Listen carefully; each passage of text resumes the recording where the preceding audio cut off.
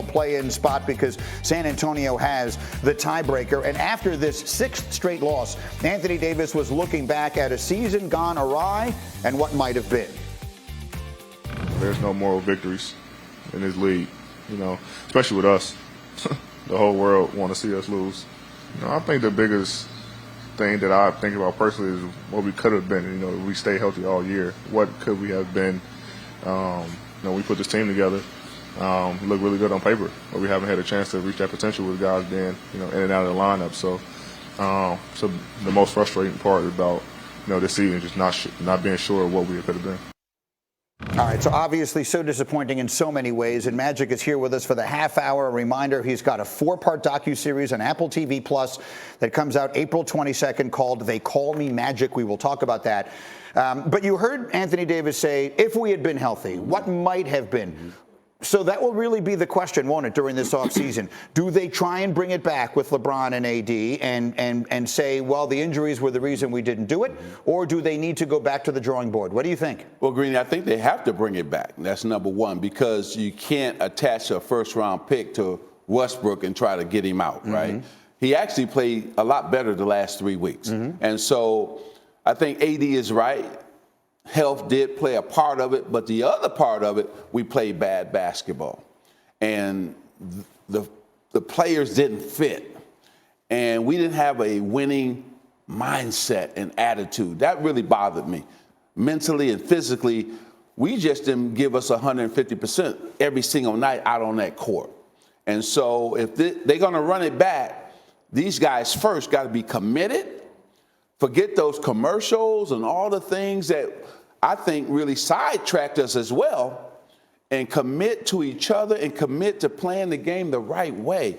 We couldn't get stops. The Pelican game on Friday night, that's the game that showed me this team is not about winning. We were supposed to win that game at home against a team that we're fighting against, that we may see in the playoff game, and we came up small. We didn't come up big in the fourth quarter winning time. So we got to bring this team back. First of all, it's got to be about winning. And then we can't point the fingers just all at Vogel. Russell, you got to take responsibility and accountability to say, hey, I didn't play great for 4 or 5 months, right? AD, you got to change whatever it is. You got to stay healthy. Or the Lakers got to say, man, after next season, if you don't stay healthy, they got to look at you and say maybe you should be somewhere else, because they need you on the court, not in your clothes sitting on the bench. Yeah. So I think he's got to change some things. LeBron was great, had a great season, and then we got to change the role players. LeBron, at the age of 37, has to play 2 more games to qualify. If he does, he may very well win the scoring title, which is remarkable, and he'll be by leaps and by bounds the oldest player ever to do that. How do you put into perspective the season he had, considering how well he played and how badly the team turned out? Well, I feel sorry for LeBron to put up this type of season, these type of numbers, and then we're probably not going to be even in the play-in game. This was a wasted season for him, and we can't waste seasons, Greeny, with LeBron James. How many great seasons does he have left? And so we got to put a team around him that can compete for a championship. So I'm hoping that this teaches all of them a lesson. We know somebody's got to be to blame for this. Somebody's got to be the fall guy, and that's probably going to end up being Frank Vogel. But the players got to also say, hey, we didn't play. LeBron, you played great, but the other guys didn't play as well as we thought they would. So what has come up here, in fact, Damian Woody, of all people, one of our football analysts who is a crazy Laker fan this morning, brought this up. He said, if the roster construction was a problem, if the pieces didn't fit together, LeBron has to take some of the blame for that, because it's impossible to imagine he didn't have some say in how they did it.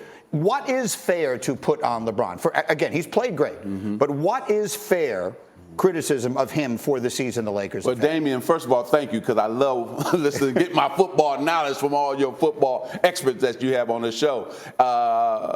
And so when I think about it, the blame that he's got to take is the fact that DeRozan ended up in Chicago and not with the Lakers.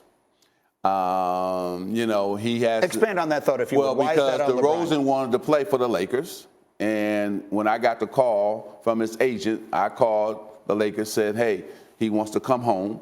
And DeRozan could have been a Laker instead of a Bull. We could have made that deal. But when Russell and LeBron and them started talking, that's when they nixed that deal and went with Westbrook, and he became a Laker instead of DeRozan. And I think with DeRozan, and then you had a chance to keep the role players, Caruso, KCP, all those guys who are our best defenders, see, they left.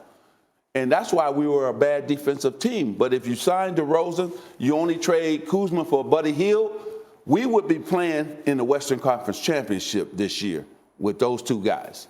You know, as you look around this league, to the point that you make, there are so many good, young, former Lakers that are out there. And I mean, Lonzo Ball playing great, Alex Caruso, Brandon Ingram, the list goes on. How do you feel as a guy, you still refer to the Lakers as we, which I love about you. I'm a Laker.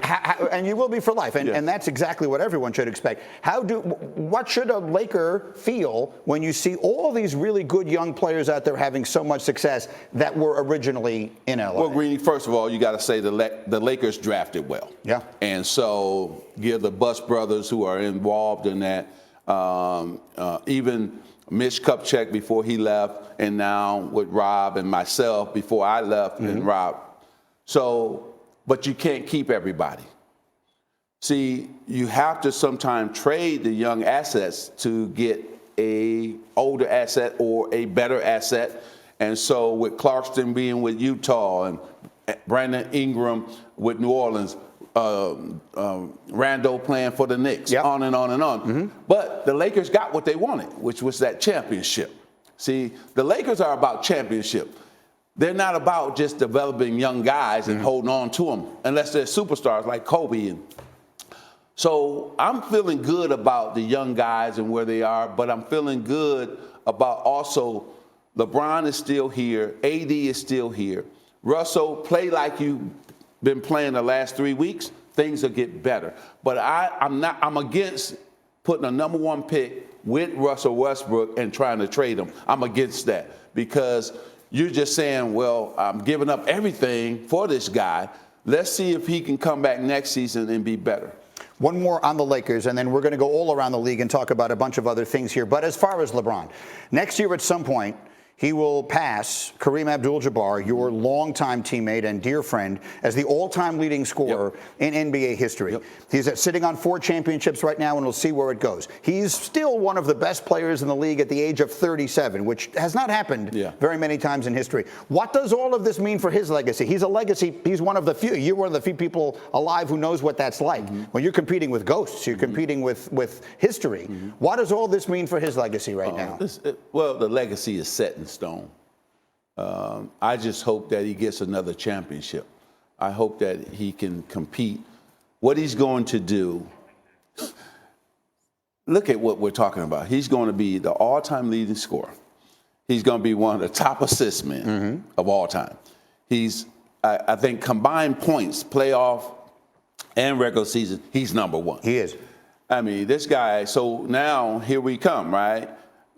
Michael Jordan is here. He's itching up there, but his story is still being written. So we have to see what happens. But LeBron means so much, not just to basketball. He means more to the world because this man has done so much, and his brand is so strong. And so I love him. I'm happy that I recruited him to the Lakers. I'm happy that he's been a stand-up guy, and a guy that also made the young players on our team better. And he's a champion not only on the court, but off the court. All right, Magic is here with us. We're going to do much more with him as we